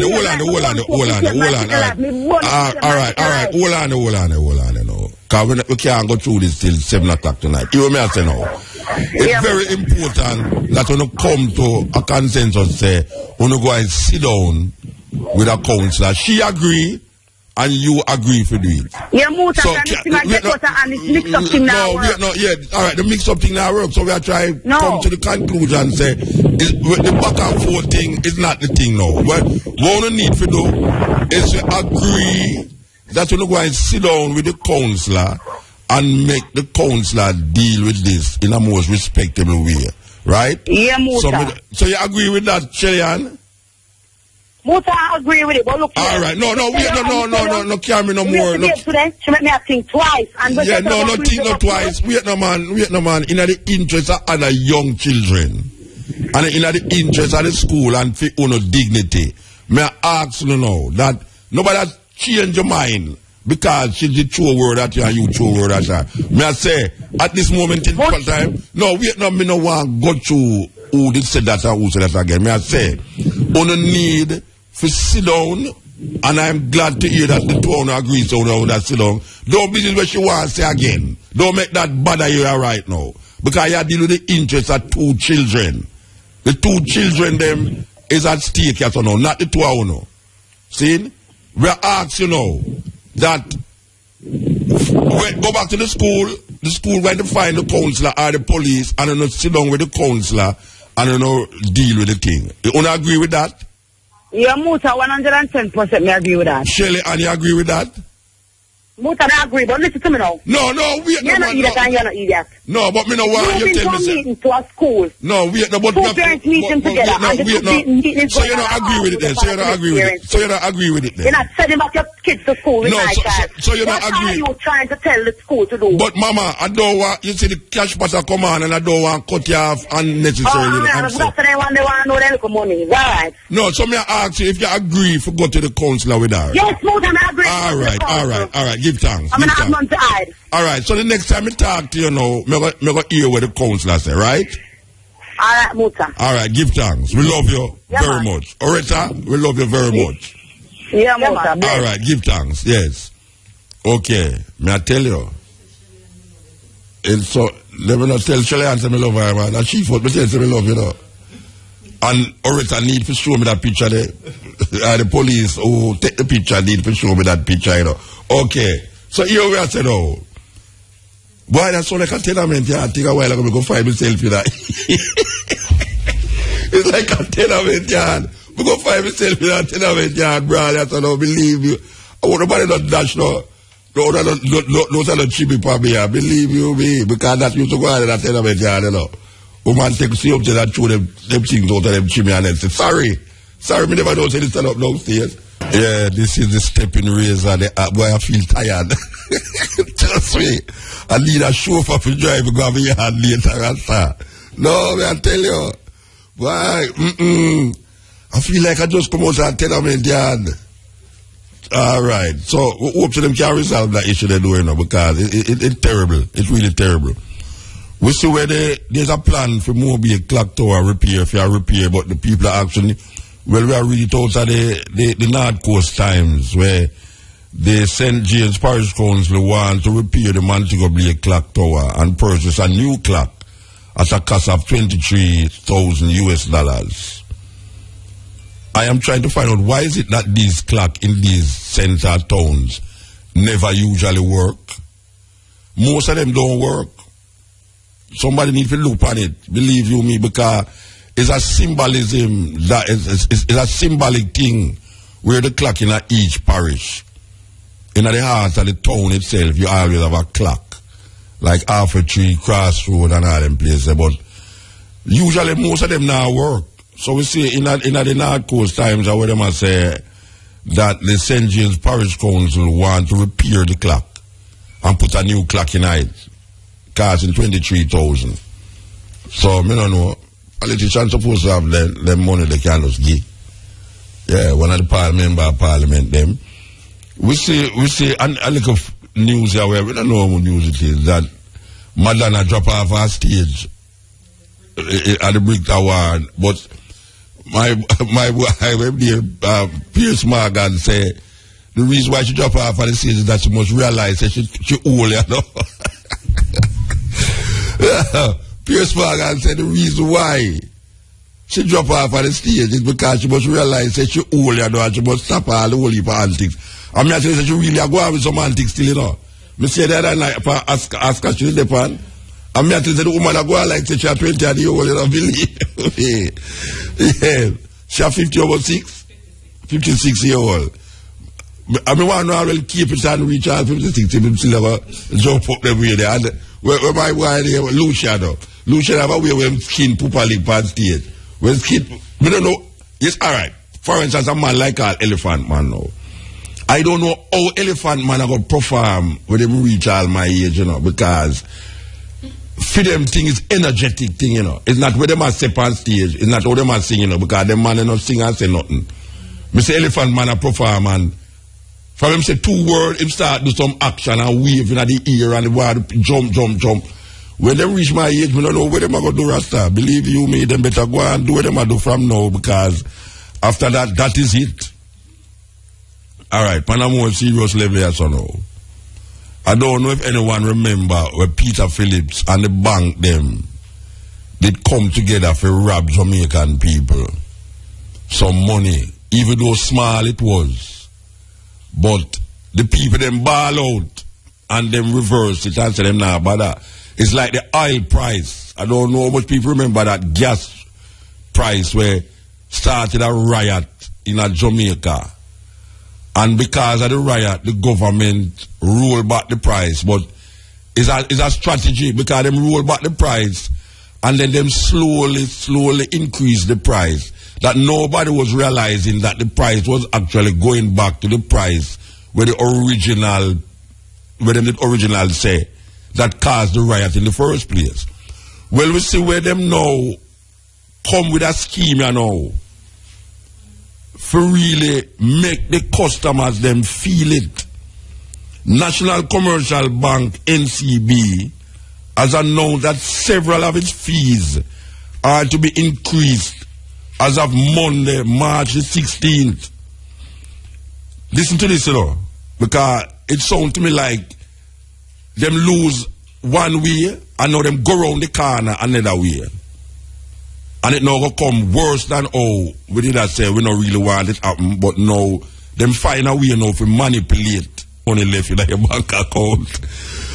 What? Let's suppose alright. Suppose $500 left in your bank account. They're going to charge you $1,000 to find out about it. Customers wishing to transfer funds from one own NCB account to another, while in branch, will have to pay $1,165, up from $364. $1,165 will also be charged for in-branch transfer to the account of a third party. And remember, say them a charge also for chain check too, you know. To transfer between own NCB foreign accounts to another will also be impacted by the new fee structure. For US accounts, the fee will be $10.31 US. For accounts held in pounds sterling, £6.80. Just under 12 Canadian dollars for accounts in Canadian dollar and €8.76 for euro accounts.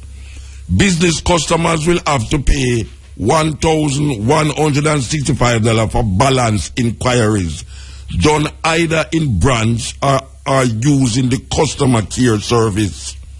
Can you believe that, Rasta? They might raise it, you know. The last time the NCB adjusted its fee, hear this. The last time they adjusted them fee was October last year. Well, we don't know, Rasta. Adjust October, we don't get to it. We're going to lick it down. Because the time when the minister come up with it, you know, him say the government will not be going ahead with the controversial bank withdrawal tax. And the same thing, you know. And the same thing. This is after we done ahead with the controversial bank withdrawal tax. Finance Minister Dr. Peter Phillips made the announcement in Parliament this afternoon, which is April the 30th, as they close the 2014-2015 budget debate. The announced imposition of the bank tax was met with stern disapproval from the opposition GLP, some civic groups, financial institutions, public commentators, and the general public. As opposition mounted last week, Dr. Phillips said in light of the concerns raised, he would review the measure. The tax that was to be imposed and withdrawals from all accounts in the financial system was intended to raise $2.25 billion, or nearly a third of the additional tax package for the 2014-2015 financial year. This is where them did a plan the last time them have budget speech. Now we see them come back now. Them come back with a similar thing, go around the corner, we trick and rob the people them again, and guess what? It's going to work for them because nobody does say, John, me tired of this, you know, Rasta, and them just go fall for it. Just like the gas price. When them raise the gas and the people, them start burn down the place. Them drop the gas price, and then few months after, them carry it little in increments and put back the gas price right where the people them did that say them no want it go. Well, see it come again now. See it come again. The bank raise the cost for even just inquire about how much money out of the bank. I want to know, suppose you have $500 in the bank and you never know, and you call the bank and you inquire about it. If them go charge you the $1,000, and the man going to say, boy, right now you want to say you owe me $500, you know. Because $1,000 is supposed to pay if you inquire about it, and you only have $500 in the bank, so you want to know. The next time you put some money in the bank, you know, we're going to draw out by $500. Boy, I tell you why, I tell you. Jamaica land we love. Income the thing called a bit shy. Featuring the source of Souza. 7. One time. Speak your mind. You are high for all.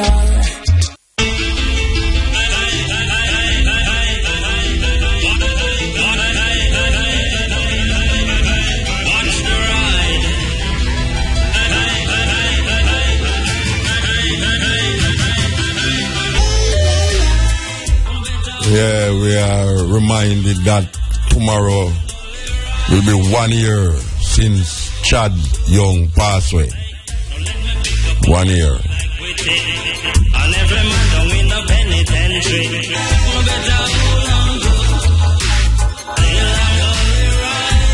Yeah, the man called Aine Kamose with remix Ilangoli Ride. We just mentioned the passing we have Chad tomorrow, 1 year since him dead. You know, say, our people may not recognize it, but this is Chad voice that you always hear we play.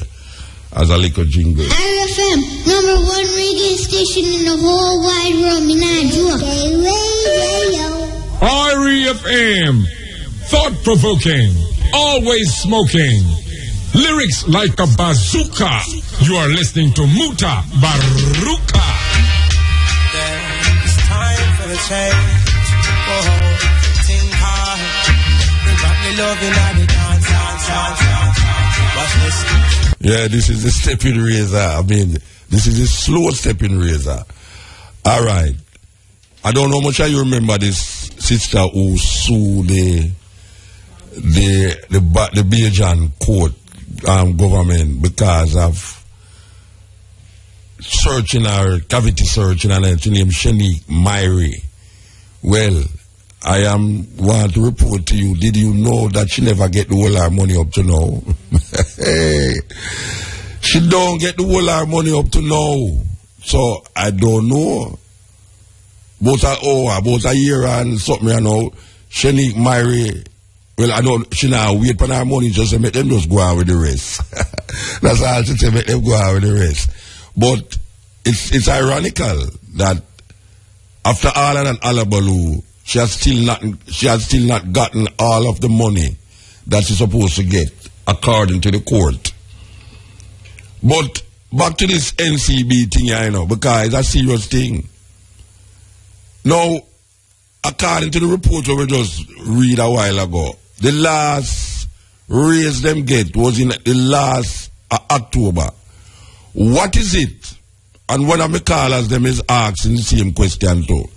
What is it that happened in October, November, December, January, February to March? What has happened in 4 months that the NCB bank is justified in getting a over 300% increase? 300% increase, you know. What is it that happened that they are deserving a 300% increase? Because it not so nice to me at all. I don't know the people them who's responsible. I don't hear the when I hear nobody ball out about it. Or when I hear nobody ball out about it. One the last time when them ball out, them refer to thing, but as I say, them come round the corner upon we again like a thief in the night. But this is not even a night thiefing thing, you know. Them a rob you again. 300% increase, Rasta. What happened? Some of them bank burned down. Somebody robbed some NCB bank. That them a try recoup the money. That them a charge, you know, 300% more than what them used to charge last year for the same service. Them say the $1,165 up from $364. According to my mathematics, you multiply 3 by that, which is 9. Yeah, man, a 300% increase. What a terrible people, them Rasta. Some of them don't know, one to the group, them were responsible for really lobby these people for the government for dealing with it. Or the government is in cahoot with it again. Because that is always the thing, you know, the government is in cahoot with this bank. I don't see why a bank. You know, we are not to them people, yeah? You see, if in 5 years they might make a profit of $1 billion, so they make a profit this year of $1 billion, they make a next profit, and for 5 years, every year they make a profit of $1 billion. You see, if the 6th year they make $800 million, them say something wrong, you know, them want some adjustments because them $200 million short of the $1 billion. It's a profit you make. I don't know, I do have no accounting managerial skills. I just use my intelligence. That if a man make $1 billion profit continuously for 5 years, and then 1 year I'm going to make $800 million, him now check say something going on in the economy with the people, them why him $200 million less than profit, and it's not an indictment against him, and take into consideration how the society set up here so now and the economical situation is more something the people them have got through, why him big profit not come to where him usually make it, which $900 million is still a big profit. I don't know why. We're terrible. Anyway, no, we are going to move here, so now. We are going to move. And we are going to move here now, and we are going to move with this.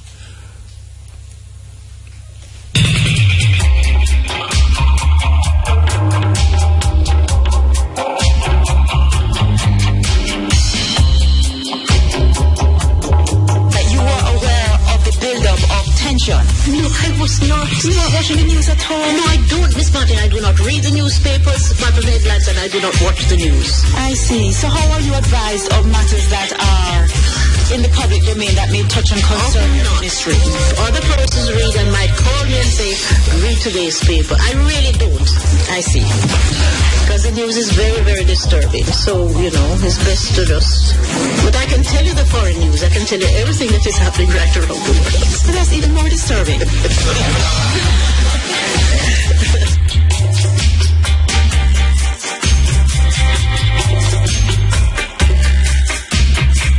When you were to sign the authority to proceed, there was a cabinet meeting for that? That's why I said I advised the cabinet that I was going to sign. I see. And I signed the next day. And in that meeting they discussed possible consequences? I don't remember possible consequences. But the point is, when I signed the authority to proceed, a warrant is immediately issued. And passing the road being alerted that, you know, they would have to go in and or go wherever they have to go and get Mr. Cook.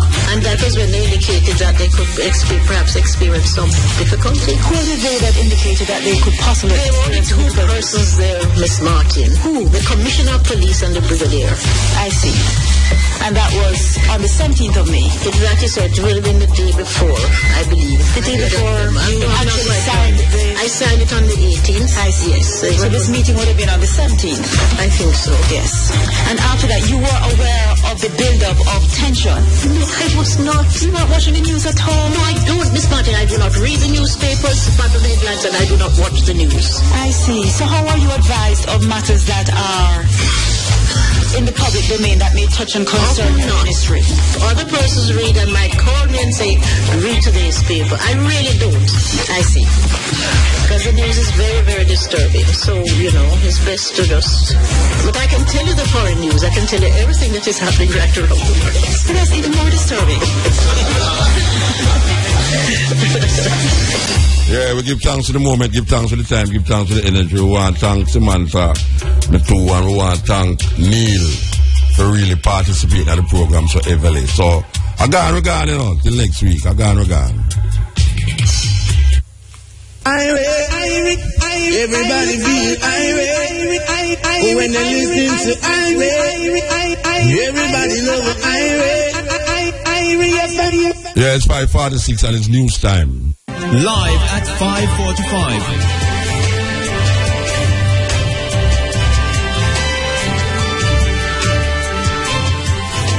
Good afternoon. It's Thursday, February 26. I am Cherie Hay. And I'm Cheryl Johnson. From IRFM's News Center, here are the headlines. JLP leader Andrew Holness says parties ready to face the electorate in the local government elections. Some NCB fees to be increased as of Monday, March 16. Work begins on the Manga Valley Main Road in St. Mary after residents protested a week ago over bad roads. JLP leader Andrew Holness says he's not opposed to the return of Arthur Williams and Dr. Christopherson to the Senate.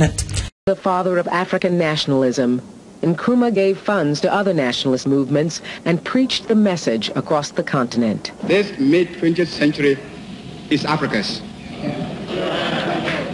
This decade is the decade of African independence.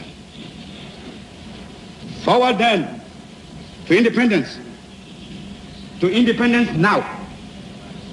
Tomorrow, the United States of Africa.